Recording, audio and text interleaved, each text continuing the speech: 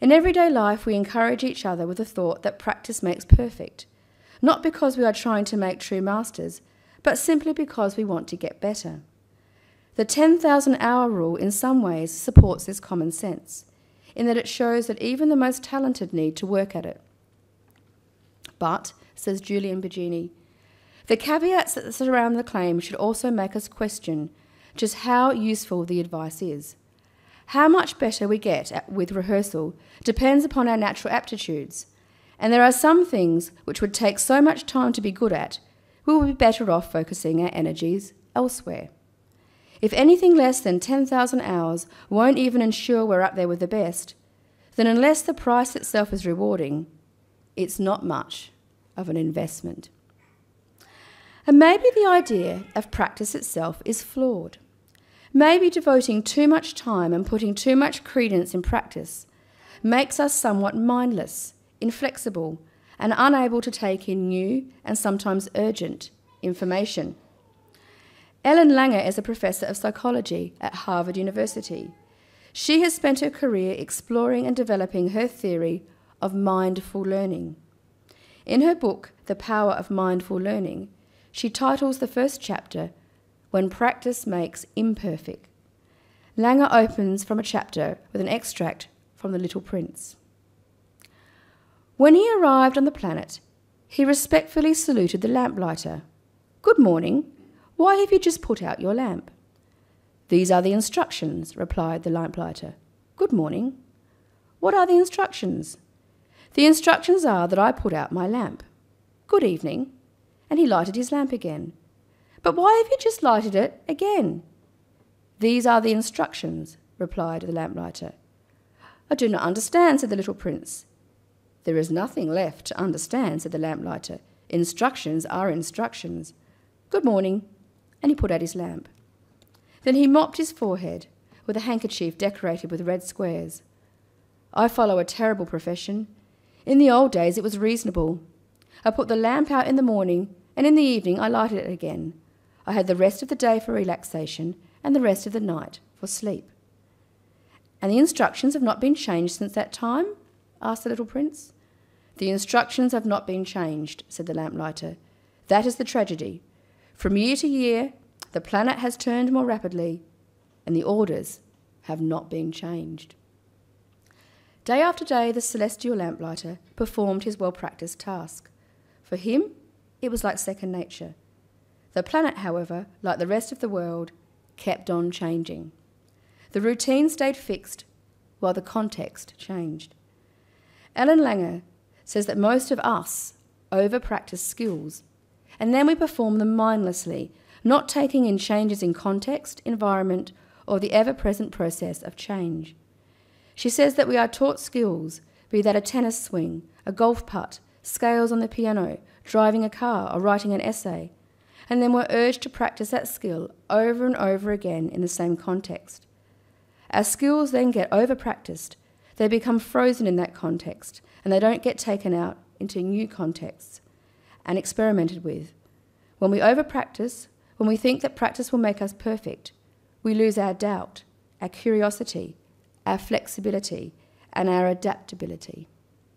And these are the things that make learning mindful, mindful of the environment, mindful of our skills, of the ever-present process of change, and the possibilities that all these things can pose. Professor Langer gives a personal example. Once a year, I attempt to bake. I have a wonderful recipe for a marble cheesecake, which I appear unable to ruin. The first time I made it, I put it in the oven for a few minutes and then realised I had forgotten to add the heavy cream. I took it out of the oven and added the cream. The next time I used light cream, followed by half and half on the next occasion, with perfectly acceptable results every time. When I add the chocolate, for some reason the cake ends up being speckled instead of marbled. Never having learned to bake, I didn't see these deviations from the recipe as a disaster. I simply changed the name of the cake, so it is not an inferior marble cheesecake. This no-fault cheesecake is always delicious to me because I use only ingredients I like. But more important, I enjoy varying it rather than mindlessly following an unconditional recipe. So does practice make perfect? Yes, sometimes, in the right context, and only ever to the right extent, and never more than 10,000 hours. And this practice must be done with an open mind that is flexible, curious, and both sensitive to change and willing to change. The second proverb I'd like to explore comes from the 17th century. It is Jack of all trades and master of none. Isaiah Berlin popularised this quotation and contributed it to the ancient Greek poet Archilochus that said, "The fox knows many things, but the hedgehog knows one big thing." But to ask which is better, the hedgehog or the fox, is to miss the point.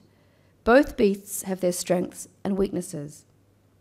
Our proverbial Jack is the fox, felled by his lack of depth, his superficial grasp of his subject or product, his lack of focus and commitment. But arguably, a bigger problem today is an infestation of sickly hedgehogs, who are all masters of one, those who put all their proverbial eggs in one basket.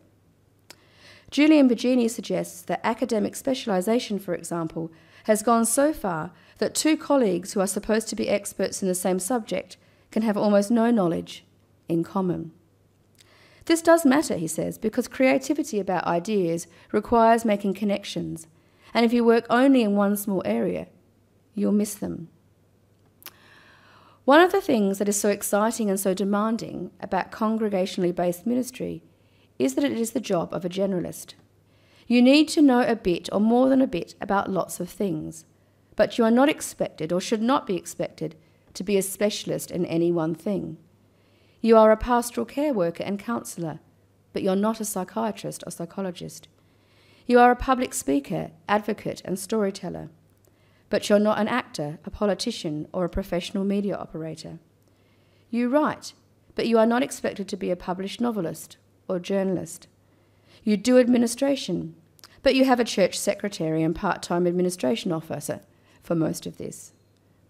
To conceive of and write a sermon, you need to make connections between many disparate things: your own experiences, stories, history, current affairs, theology and philosophy, and on and on and on. You have to make connections, and to make connections you need to be a generalist. And to be a generalist, you need to know a bit about lots of things.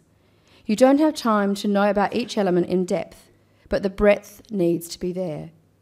I like being a generalist in ministry. Yet I've always liked being a specialist too. I really enjoyed my 2 years researching and writing a master's thesis for my Master of Theology at Liverpool University. I loved going into depth on my subject, knowing that no one else in the world knew more than me on the subject of the relationship between neo-paganism and the New Age movement within the contemporary British Unitarian denomination.